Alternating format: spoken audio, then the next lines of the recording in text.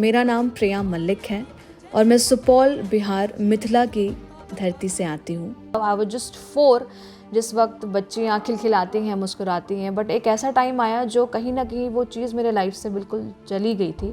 जो मेरे छोटे वाले जो मेरे चाचा जी हैं, जिनको मैं प्यार से बापू बोलती हूँ, और जब उनकी शादी हुई थी, जो मेरी छोटी मम्मी बनकर जो मेरे घर में मेरी चाची आई थी, उनसे मैं बहुत बहुत ज़्यादा क्लोज थी। मेरे स्कूल जान को तैयार करना, जब मैं स्कूल से आती थी तो मेरे साथ बैठकर खाना, और जब तक मैं आती नहीं थी घर तब तक माई छोटी माँ यूज़ टू, मतलब कुछ भी नहीं वो खाती थी, एक निवाला तक नहीं लेती थी।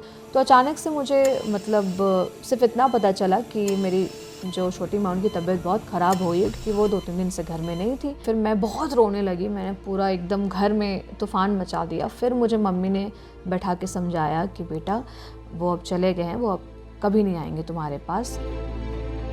तो जब ये बात समझ में आई, अचानक से ऐसा लगा कि लाइफ से जो है ना वो कलर चला गया है। मैं बहुत शांत सी हो गई, स्कूल जाना भी बंद कर दिया था, क्योंकि मैं इतनी ज़्यादा परेशान हो गई थी। जब स्कूल में 2-3 दिन गई तो मेरा मन नहीं लगा। तो फिर मेरे पेरेंट्स को लगा कि अब तो कुछ करना पड़ेगा, क्योंकि हमने जगह भी बदली, स्कूल भी बदला, फिर भी मैं नहीं कर पाई। 2 दिन स्कूल गई, फिर मैं भाग के आ गई, मुझे नहीं जाना।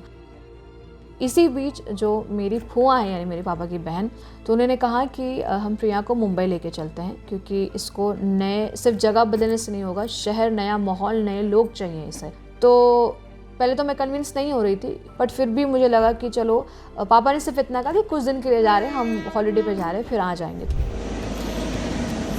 तो आते ही एक छोटे शहर पटना से आना, और आने के बाद जो मेरा पहला एक अट्रैक्शन था, वो यहाँ की बिल्डिंग्स थी।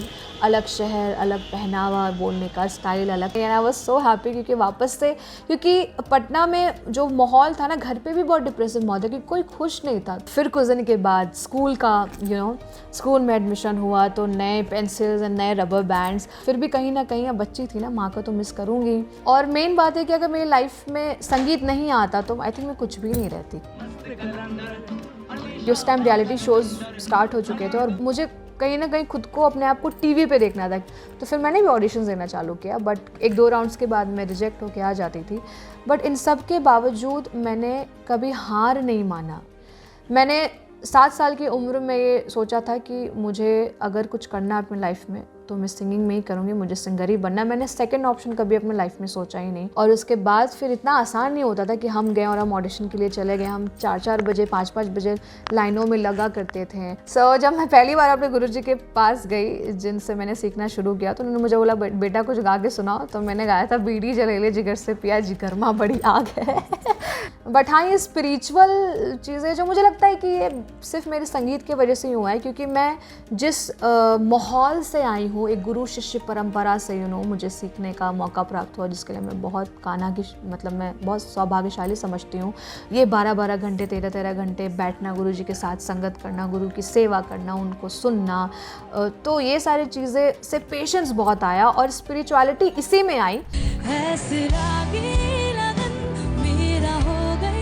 जो मैंने रियलिटी शो किया था, ओम शांति ओम, उसके बाद मेरे ऊपर ऐसा भक्ति का जो है वो भूत चढ़ा कि अब मैं अपने आप को एक ऐसे सिंगर बनाना चाहती हूँ जिसमें श्रद्धा भी है और स्वैग भी है। क्योंकि सच करीब से दिखता है